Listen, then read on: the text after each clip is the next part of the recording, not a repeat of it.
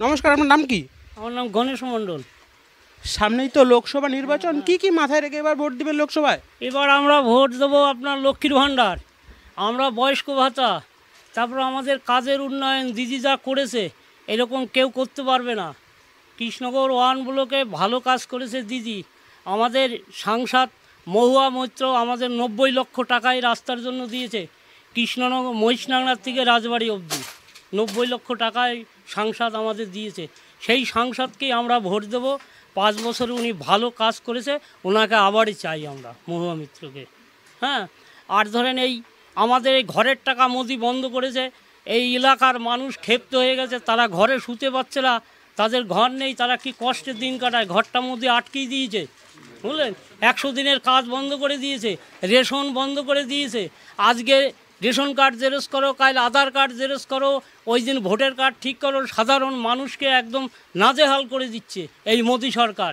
তাতে আমরা মোদি সরকারকে চাচ্ছি না, আমরা চাই পশ্চিম বাংলায় আমাদের দিদি থাক, উন্নয়ন হবে। এই দিদিকেই আমরা সবাই সমর্থন করি, বিজেপিকে আমরা সমর্থন করি না।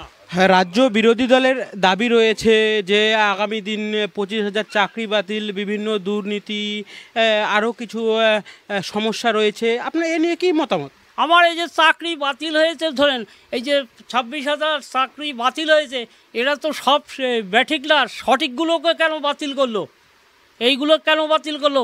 মোদি এসে বলল যে প্রথমে আমরা 2 কোটি লোকের চাকরি দেবো, একটা লোকের চাকরি দিতে পারেনি, তার জন্য মানুষ আরও ক্ষেপ্ত। উনি কোনো রাস্তাঘাটের কোনো পয়সাপাতি দিচ্ছে না, বুঝলেন। সাধারণ মানুষ খুব কষ্টে ভোগ করে উনি। মেন কথা হলো 100 দিনের কাজ, এগুলো বন্ধ করে, রেশন বন্ধ করে মানুষের উপর ক্ষেপ্ত হয়ে গেছে মোদির উপর। গ্যাসের দাম 1000 টাকা, বললো বিনে পয়সায় গ্যাস দেবো, জিরো ব্যালেন্সে 15 লক্ষ টাকা দেবো, 15টা পয়সাও কাউকে দিতে পারেনি। তাহলে মিথ্যে প্রতিশ্রুতি দেয় কেন? আর দিদি যেটা মুখে বলে কাজও সেইটা করে। হ্যাঁ, দিদি এইটাই। 5 বছরে সাংসদকে এলাকায় দেখা গেছে, সাংসদের তহবিল থেকে, আর্থিক তহবিল থেকে উন্নয়নমূলক কাজ আপনাদের এলাকায় হয়েছে? হ্যাঁ, হয়েছে। 5 বছরের মধ্যে উনি 3 বার এসছে আমাদের এইখানে। হ্যাঁ, পার্লামেন্টের কাজ তাও আমাদের এলাকা 3 বার ঘুরেছে।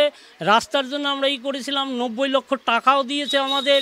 এই রাস্তা বেহাল হয়েছিল, সেই জায়গায় মানুষ চলাচল করতে অনেক সুবিধা হয়েছে। এই জন্য সবাই আমরা দিদিকেই সমর্থন করি বাংলায়।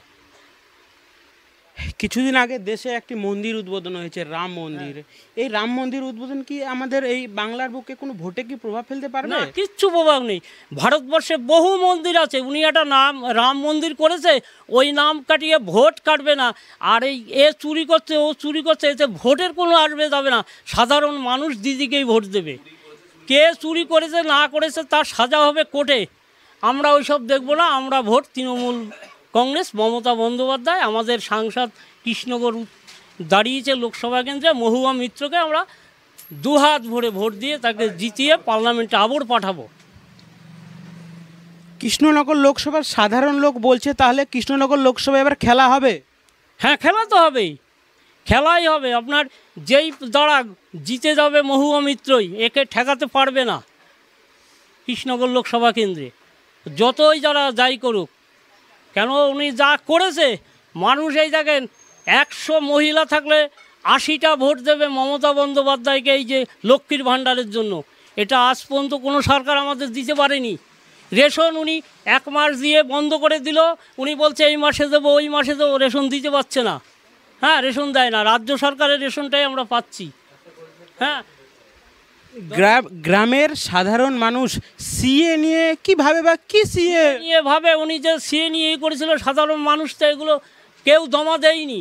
ওনার তো এই কেন তার এগুলো প্রমাণপত্র জমা দিতে হবে? সে ডাইরেক্ট সিএ দিয়ে দেখ, জমা দিয়ে সে তো হয়ে যাবে, বাংলাদেশ হয়ে যাবে। এমনি তাদের প্রমাণপত্র দিয়ে দেখ, জমা কেন দিতে হবে? আর আমরা বলছি যে আমাদের আধার কার্ড, ভোটার কার্ড, আমরা চৌকিদারি ট্যাক্স আছে, আমরা ওই ভয় আর করি না। হ্যাঁ, এইটাও যখন আছে আমাদের আর ভয় নেই। নববাংলার তরফ থেকে আপনাকে অনেক অনেক ধন্যবাদ। জনতার দরবারে জনতার রায় নিতে আজকে আমরা কৃষ্ণনগর লোকসভায় এসে পৌঁছেছিলাম। নমস্কার।